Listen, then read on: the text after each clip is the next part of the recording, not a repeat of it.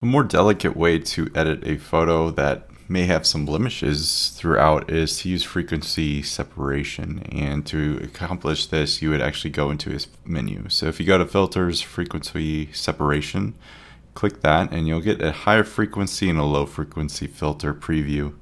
And you can adjust the radius based on the high frequency. And you'll see the high frequency basically correlates to the higher details, the more contrasted elements. And then on the right is the lower bit.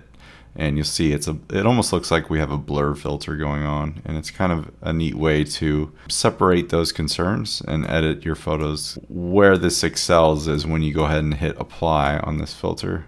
So let me just kind of cue this in a bit, and I'll hit apply. So you'll see in the layers panel, we now have two frequency layers. One is the high, which we saw on the left side, and one is the low, which we saw on the right.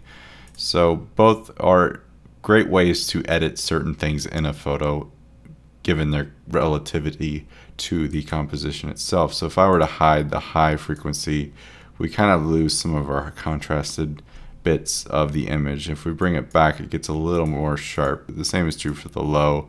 If we just have the high, we're left with this very opaque, but one of those high frequency separations. So what I'll actually do to make this a little more obvious is go back in time to where we added that filter and maybe make it a bit more pronounced. So why don't I add quite a bit more radius to the left side, maybe, I don't know, 20 pixels. And then I'll hit apply, and it should separate those concerns for us. So if we lose this layer, you'll see how blurry it gets, and that's really enhanced in this view. So what we can do at this point is lose that first view, and in fact, I'll probably circle back once more.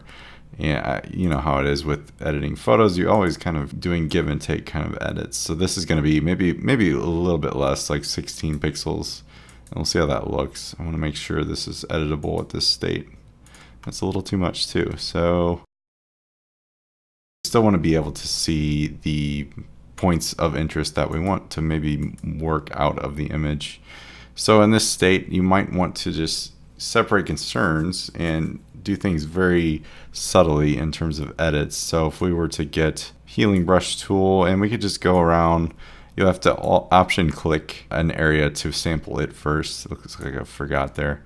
And then you'll go through and click the areas you want to actually remove or heal in this case. So very subtly doing this just as an example. This image is fairly edited to begin with, so we'll just kind of go along with it and adjust things as we see fit. So there's just some blemishes throughout that could probably use a little TLC. So I'm just going through and touching those up.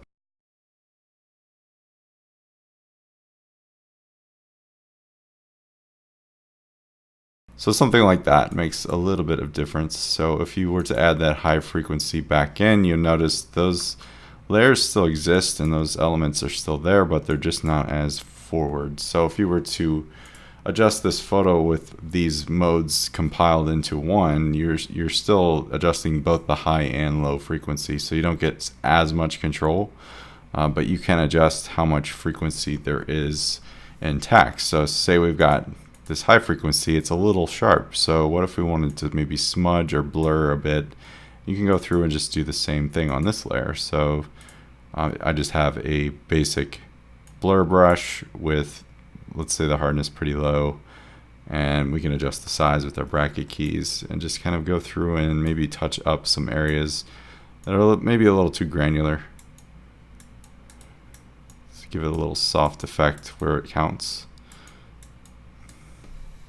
And it looks like there's a strand of hair here I'd like to remove, so I might go and find the in-painting brush tool and do something with that. Just kind of follow that line just to get it out of the image, see if it works. Yeah, it did. So let's do the same for maybe this strand and these strands. Great. And possibly this mole. I might have forgotten it from the last layer. Maybe that one too. And perhaps these.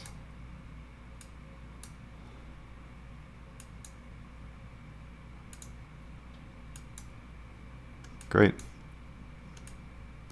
So with edits such as this, you can really go deep in terms of what you want to remove and maintain in a photo. So with the high frequency shown, we were able to still get down to the nitty gritty in terms of what we don't like about the image by addressing the low frequencies and still maintaining the sharpness of the photo. So all in all, you just end up having more control and just becomes more of a natural looking photo from start to finish.